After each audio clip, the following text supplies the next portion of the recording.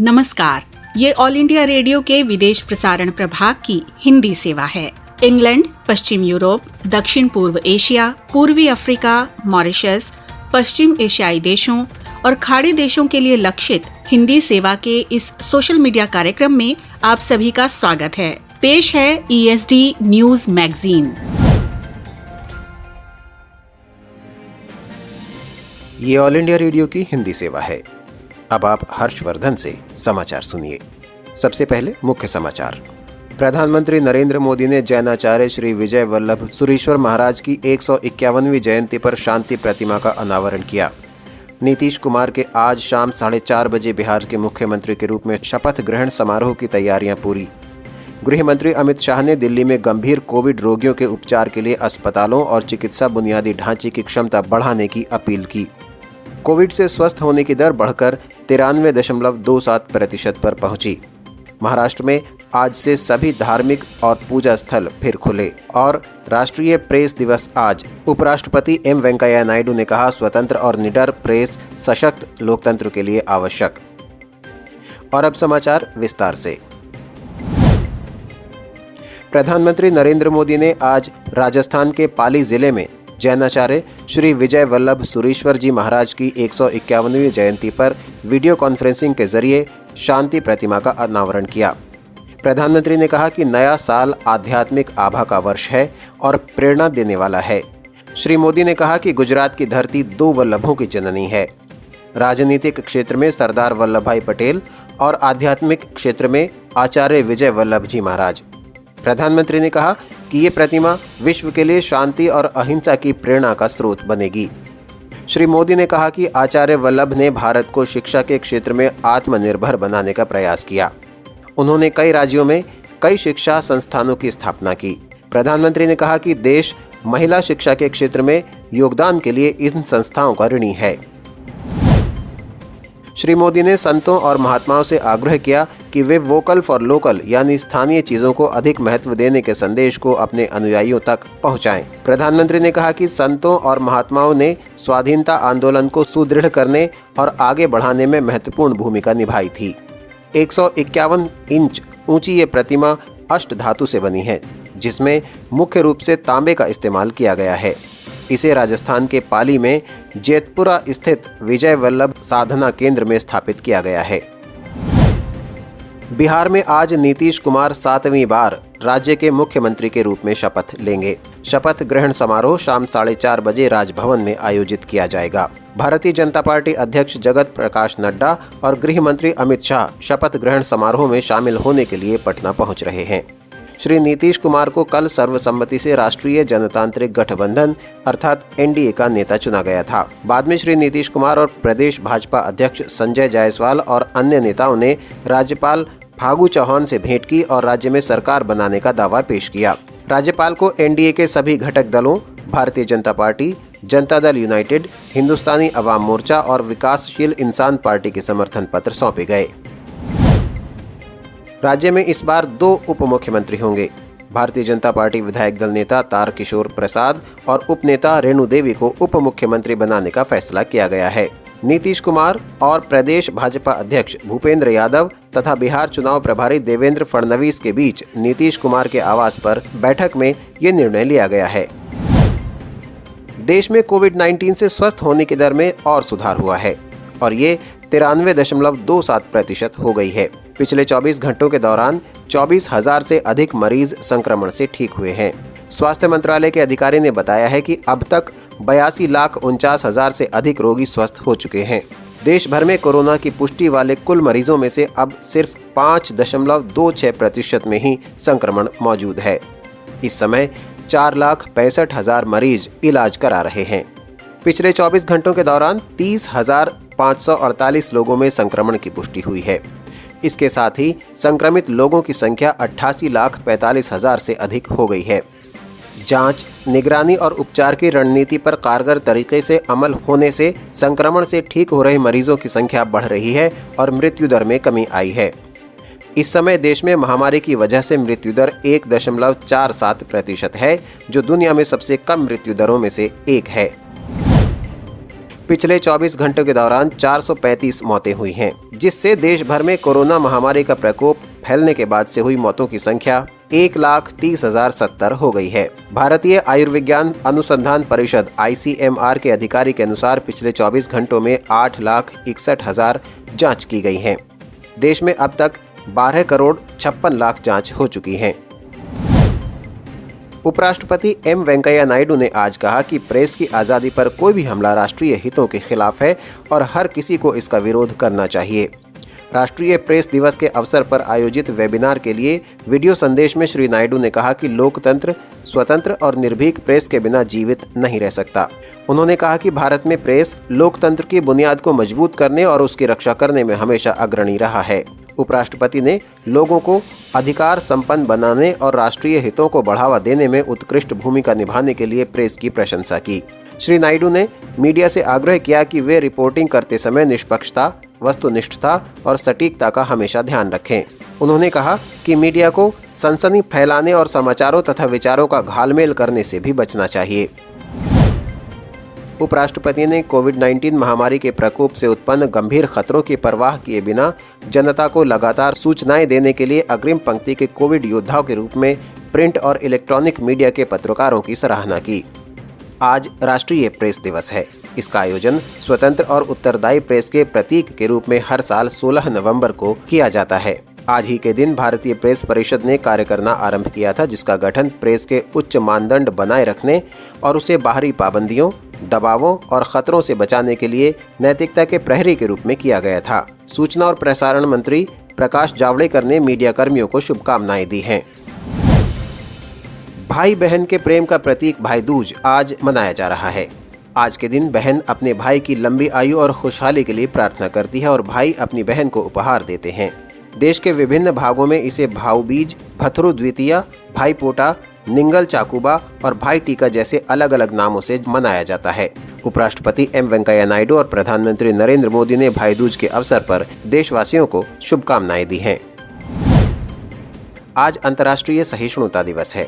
ये दिन पूरे विश्व में मानवाधिकार और लोगों की आजादी के मूल सिद्धांत को मान्यता देने के लिए मनाया जाता है।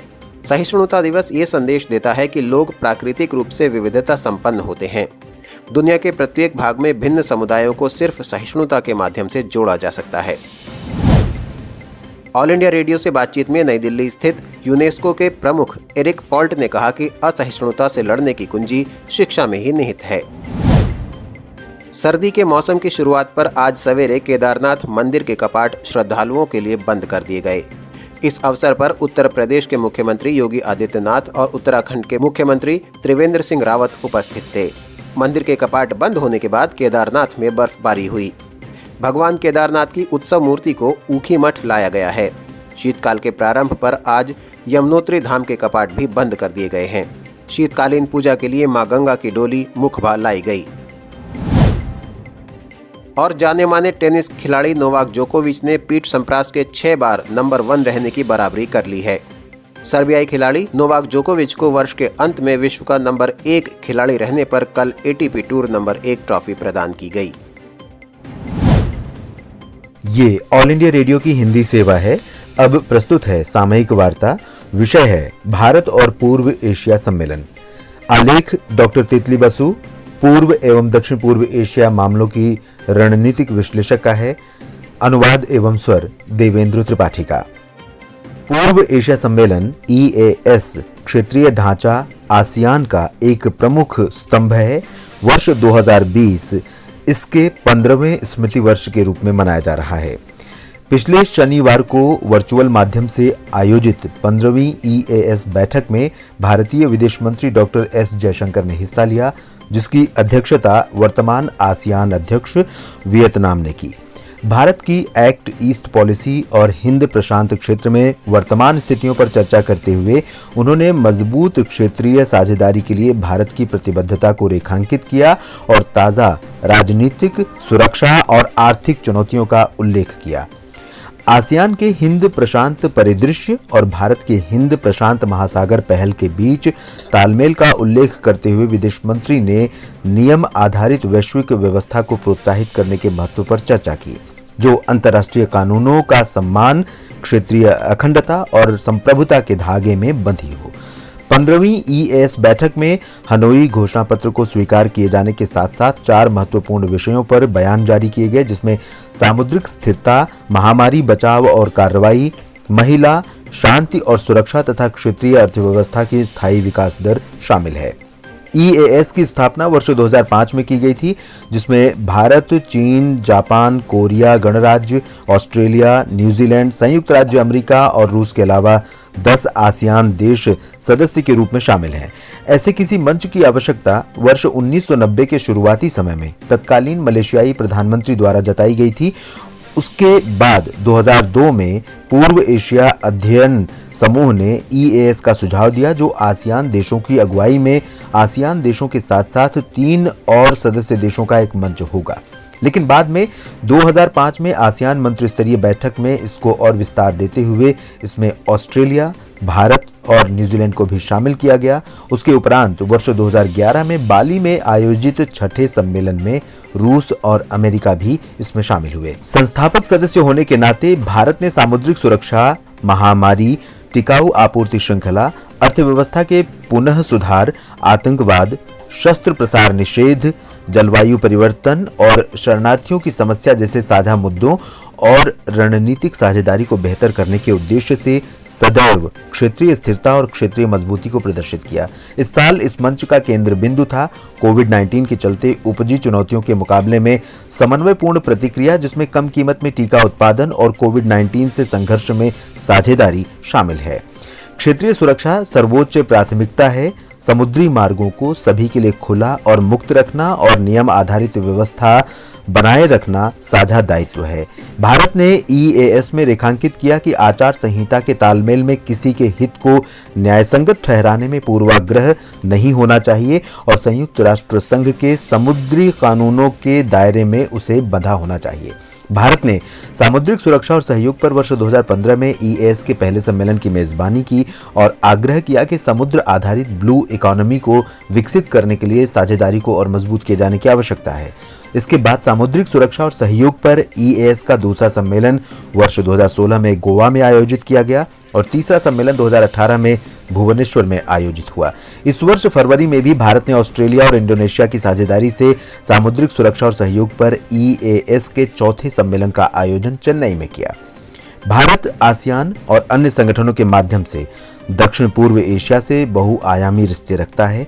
इससे पहले 12 नवंबर को प्रधानमंत्री श्री नरेंद्र मोदी ने 17वें भारत आसियान सम्मेलन में वर्चुअल माध्यम से हिस्सा लिया। भारत की क्षेत्रीय साझेदारी 3C कॉमर्स, कनेक्टिविटी और कल्चर पर केंद्रित है। भारत आसियान में निवेश करना जारी रखेगा ताकि आसियान भारत रणनीतिक साझेदारी को एक नई ऊंचाई पर पहुंचाया जा सके।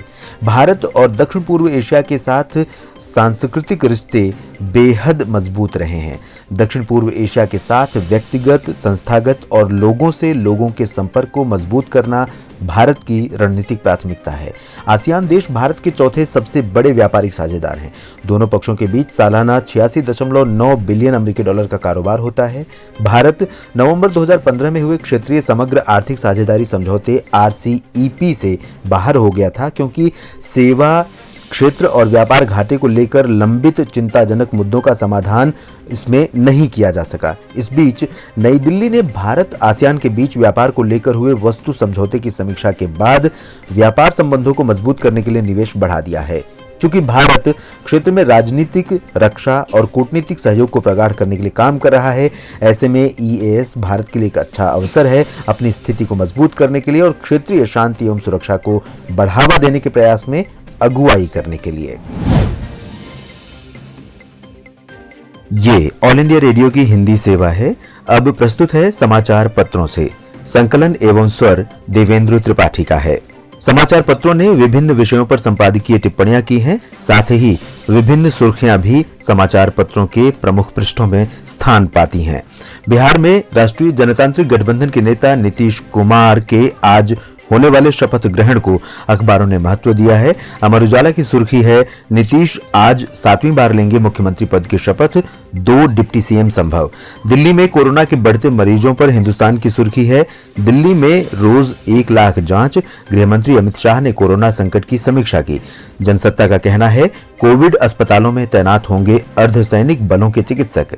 संयुक्त राष्ट्र की संस्था विश्व खाद्य कार्यक्रम के प्रमुख डेविड बेस्ले के हवाले से जनसत्ता सचेत करता है, अगले साल बढ़ सकता है भुखमरी का प्रकोप। इस वर्ष भुखमरी रोकने के लिए मिले थे पैकेज और धन, लेकिन अगले साल इसके मिलने के आसार नहीं। प्रख्यात बांग्ला अभिनेता सौमित्र चटर्जी के देहांत पर अमर उजाला का कहना है, सौमित्र दा ने भारतीय सिनेमा को विश्व पटल पर पहचान दिलाई। बॉलीवुड से कई ऑफर मिलने के बावजूद उन्होंने कभी वहां का रुख नहीं किया। उनका मानना था कि इससे उनकी साहित्यिक आजादी खत्म हो जाएगी। जनसत्ता ने अपने संपादकीय का विषय बिहार के चुनाव परिणामों के बाद की स्थिति को बनाया है। शीर्षक है, बिहार की कमान। पत्र लिखता है, बिहार की बागडोर एक बार फिर नीतीश कुमार के हाथ में होगी। सर्वसम्मति से उन्हें एनडीए विधायक दल का नेता चुन लिया गया। उन्हीं को चेहरा बनाकर एनडीए ने विधानसभा चुनाव लड़ा था। भाजपा ने शुरू से उन्हें मुख्यमंत्री घोषित कर रखा था। जब चुनाव नतीजे आए तो एक तरह से भाजपा को जनादेश मिला, जबकि नीतीश कुमार के जनता दल एकी को लोगों ने नकार दिया। तब कई लोग ये कयास लगा रहे थे कि शायद मुख्यमंत्री भाजपा का होगा, मगर भाजपा की जीत के जश्न के वक्त प्रधानमंत्री ने घोषणा कर साफ कर दिया कि मुख्यमंत्री नीतीश कुमार ही होंगे। इस तरह तमाम कयासों को विराम लग गया। ये भी साफ हो गया कि भाजपा हर समय सत्ता की भूखी नहीं है, बल्कि वो अपने वादों पर अटल रहना जानती है। भाजपा के साथ नीतीश कुमार का समीकरण अभी तक काफी अच्छा रहा है। इस लिहाज से ये उम्मीद की जा रही है कि नई जिम्मेदारियां भी वे उसके साथ बखूबी निभाएंगे और किसी तरह के राजनीतिक विचलन का शिकार नहीं होने पाएंगे। नीतीश कुमार 7वीं बार बिहार के मुख्यमंत्री पद की जिम्मेदारी संभाल रहे हैं। इससे पहले नीतीश कुमार के आने के बाद बिहार में कानून व्यवस्था में उल्लेखनीय सुधार हुआ था, मगर पिछले कार्यकाल में लोगों को उनसे निराशा हुई, तो इसलिए कि विकास के मामले में वे विफल साबित हुए। बिहार आज भी आर्थिक विकास के मामले में सबसे पिछड़े राज्यों में शुमार है।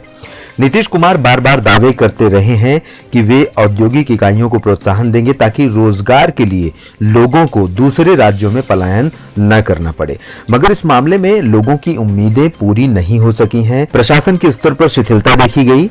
कोरोना संक्रमण से बचाव के मद्देनजर पूर्णबंदी के दौरान भी नीतीश कुमार प्रशासन में घोर लापरवाही दिखी। जांच के मामले में तत्परता दिखाने से लेकर गरीबों और बेसहारा लोगों को भोजन और दूसरी जरूरी चीजें उपलब्ध कराने, प्रवासी मजदूरों के वापस अपने गांव आने पर उनकी सुध लेने तक हर मामले में नीतीश कुमार सरकार लच्चर साबित हुई।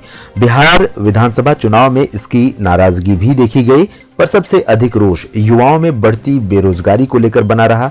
नई जिम्मेदारियों के साथ नीतीश कुमार की चुनौतियां सबसे अधिक बेरोजगारी, शिक्षा और स्वास्थ्य के मोर्चे पर ही होंगी। सिनेमा के क्षितिज पर शीर्षक से हिंदुस्तान ने संपादकीय लिखा है। पत्र लिखता है, अमेरिकी अंतरिक्ष एजेंसी नासा 2024 में एक यान चंद्रमा पर भेजेगी, जिसमें पहली बार कोई महिला इस उपग्रह की सतह पर उतरेगी, साथ में एक पुरुष भी होगा। ये सब नासा के उस आर्टेमिस प्रोग्राम का एक हिस्सा है जिसके तहत चांद पर खनिजों की खोज शुरू होगी और फिर उनके खनन के लिए भी सोचा जाएगा। नासा जिस तरह की एजेंसी है और उसके पास उपलब्धियों का जो इतिहास है, उसमें ये सब कोई बड़ी बात नहीं है। ये सब तो वो बहुत आसानी से कर सकती है, लेकिन इस बार बड़ी बात यह है कि वो चांद के अभियान के साथ ही धरती के कुछ फिल्मी सितारों को भी जोड़ना चाहती है। वो ऐसी फिल्मी कहानियों, कंपनियों, ऐसे निर्माताओं और ऐसे फिल्म निर्देशकों की तलाश कर रही है जो उनके आर्टेमिस अभियान पर बहुत जोरदार फसाना फिल्म बना सकें। अब अमेरिका से बहुत दूर चलते हैं रूस की तरफ, जहां एक ऐसा टेलीविजन कार्यक्रम बनाने की तैयारी चल रही है जो पूरी तरह अंतरिक्ष में ही शूट होगा। इन दिनों इसके लिए एक हीरोइन की तलाश चल रही है, एक ऐसी हीरोइन की जो अंतरिक्ष यात्री भी हो या फिर एक ऐसी अंतरिक्ष यात्री जो हीरोइन की भूमिका निभा सके। लेकिन अचानक अंतरिक्ष एजेंसियों को फिल्म वालों की और फिल्म वालों को अंतरिक्ष यात्रियों की जरूरत क्यों पड़ने लगी?